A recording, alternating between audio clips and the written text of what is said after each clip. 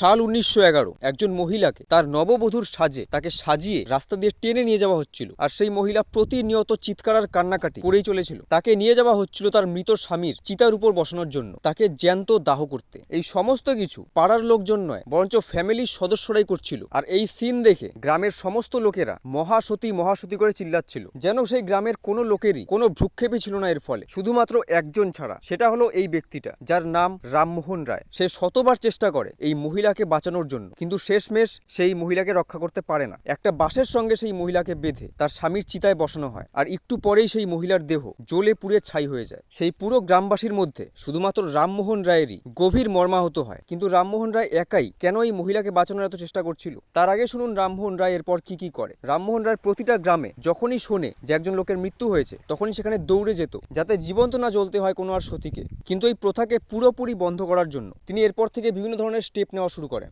এরপর তিনি আত্মীয় সভা শুরু করেন, যেখানে বুদ্ধিমান লোকেদের একটা গ্রুপ বানানো হয়, যেই সার্কেলের মধ্যে প্রতিটা লোক এই সমস্ত কুসংস্কারকে সোজাসুজি নিন্দা করবে। এছাড়া তিনি ব্রাহ্ম সমাজ শুরু করেন, যেখানেও তিনি পরিষ্কারভাবে এই সতীদাহ প্রথার বিরোধিতা করেন। আর এত চেষ্টার পরেও সাল 1829 সালে গভর্নর জেনারেল লর্ড উইলিয়াম বেন্টিংকের নেতৃত্বে এই সতীদাহ প্রথাকে তিনি ব্যান করেন। কিন্তু এখনো একটা কনফিউশন থেকেই যাচ্ছে যে ওই মহিলাটার সঙ্গে রামমোহন রয়ের কি এমন সম্পর্ক ছিল যে রামমোহন রয় এরপর মরিয়া হয়ে যায় এই প্রথাকে বন্ধ করার জন্য। এই মহিলাটা হলো তার মাতৃ সমান বৌদি। তার এই সোশ্যাল রিফর্মের জন্য তাকে রাজা টাইটেল দেয় মুঘল এম্পারার আকবর II, আর এরপর থেকেই তিনি হয়ে যান রাজা রামমোহন রয়। ভিডিওটা ভালো লাগলে লাইক করতে ভুলবেন না।